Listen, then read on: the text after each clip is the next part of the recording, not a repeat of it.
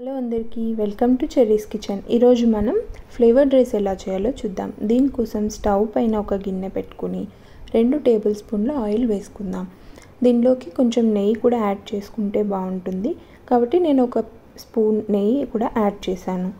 So oil నెయ్యి అనేది కొంచెం కాగిన తర్వాత దీంట్లోకి జీలకర్ర, చెక్క, లవంగం, బిర్యానీ ఆకు వేసి అవి వేగాక 2 పెద్ద ఆనియన్స్ సన్నగా కట్ చేసి వేసుకోవాలి. కారానికి సరిపడ పచ్చిమిర్చి, కరివేపాకు కూడా కొద్దిగా వేసుకొని ఇవి మనం మీడియం ఫ్లేమ్లో పెట్టి కొంచెం బాగా ఫ్రై చేసుకోవాలి. ఇప్పుడు మసాలా కోసం ఒక మిక్సీ జార్లో వెల్లుల్లి, అల్లం, కొంచెం కొత్తిమీర, అలాగే కొద్దిగా పుదీనా ఆకులు కూడా వేసుకొని కావాలంటే మనం కొద్దిగా వాటర్ యాడ్ చేసుకొని ఇది బాగా పేస్ట్ చేసుకోవాలి. ఇవి కొంచెం బాగా పేస్ట్ అయ్యాక ఈలోపు మనకి ఆనియన్స్ కూడా వేగిపోయాయి. దీంట్లోకి ఆ పేస్ట్ మొత్తం యాడ్ చేసి దీన్ని బాగా ఫ్రై చేసుకుందాం. ఇప్పుడు వాటర్ ఏమి వేయకూడదు.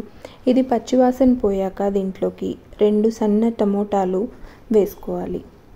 ఈ టమోటా ముక్కలు మగ్గేలోపు మనం కొంచెం కొత్తిమీర, పుదీనా కూడా యాడ్ చేసుకుందాం.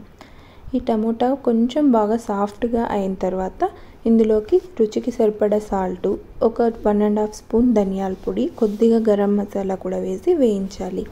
ఈ మసాలాలన్నీ కూడా కొంచెం ఫ్రై అయ్యాక దీంట్లోకి మనం 1 గ్లాస్ బియ్యానికి 2 గ్లాసుల వాటర్, ఇలా మనం వాటర్ యాడ్ చేసుకుందాం. ఈ వాటర్ యాడ్ చేసుకున్న తర్వాత ఇప్పుడు టేస్ట్ చెక్ చేసుకోవాలి. సాల్ట్ ఏమైనా తక్కువ ఉంటే వేసుకోవచ్చు.